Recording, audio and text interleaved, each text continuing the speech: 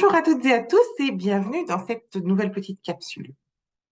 Dans celle-ci, je vais vous parler de différentes clés afin de rendre nos relations plus fluides et plus harmonieuses. Pour celles et ceux qui ne me connaissent pas encore, je m'appelle Magali Cuneben. Je suis la conceptrice de Vibre Magazine, mais je suis également coach énergéticienne. Je vous propose des consultations, des ateliers, et si vous souhaitez me contacter, vous retrouverez mes coordonnées en dessous de la vidéo. Pourquoi les relations aujourd'hui? Tout simplement parce qu'elles constituent 70% de nos interactions avec le monde. Et qu'à ce titre, il est important qu'elles soient le plus fluides et le plus harmonieuses possible. Or, je ne sais pas ce qu'il en est pour vous, mais pour nombre d'entre nous, elles ne sont pas toujours faciles. Aujourd'hui, je vais aborder en quelques points des raisons qui font que ces relations ne fonctionnent pas toujours aussi, de manière aussi fluide qu'on le souhaiterait. Dans son livre La maîtrise de l'amour, Don Miguel Ruiz, qui est également l'auteur des accords Toltec, nous propose une métaphore que je trouve intéressante. Il nous dit à quel point ce serait difficile de nous étreindre si nos corps étaient couverts de blessures. Or, c'est un peu le cas de nos corps émotionnels. Et à ce titre, ces blessures impactent nos relations au quotidien, que ce soit dans notre famille, que ce soit dans notre couple, que ce soit dans nos relations amicales ou dans nos relations professionnelles. Nous pouvons remarquer qu'il y a des choses qui nous blessent.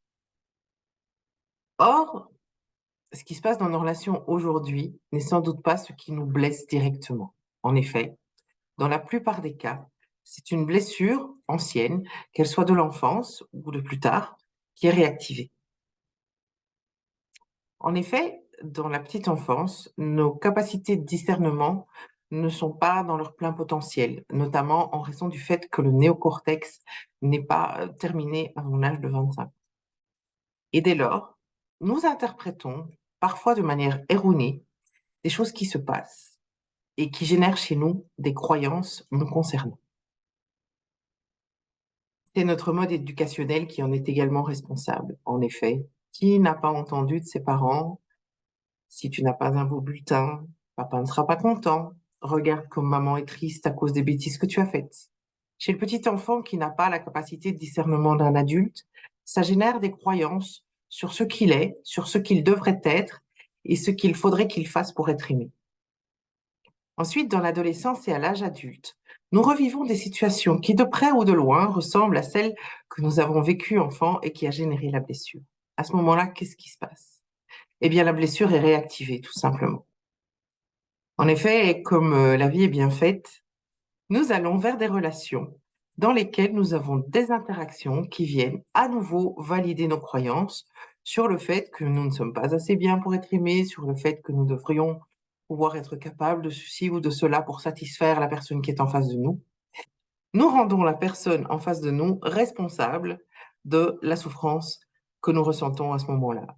La personne, le gouvernement, la société pour laquelle nous travaillons, la société de manière générale, peu importe, il y a toujours un responsable à ce que nous ressentons au moment où nous ressentons. Et pourtant, cette personne, cet organisme, ce gouvernement, cette société nous fait finalement un magnifique cadeau. Si nous faisons le choix de regarder à l'intérieur de nous ce qui est touché, de décider de prendre notre responsabilité et de soigner cette blessure qui ne demande que cela pour cicatriser, nous pouvons espérer avoir des relations plus harmonieuses, plus fluides, puisqu'il y aura moins de blessures à réactiver et donc moins de choses touchées en nous. Par ailleurs, puisque nous ne surréagirons plus, nous n'irons pas à notre tour réactiver la blessure de l'autre et donc nous n'entrerons pas en guerre comme nous le faisons aujourd'hui de manière régulière, y compris avec des gens que nous aimons et avec lesquels nous souhaitons avoir des relations fluides et harmonieuses. J'espère que cette petite capsule vous a été utile et je vous reviens bientôt avec d'autres clés relationnelles. D'ici là, je vous souhaite une très belle journée. À très bientôt.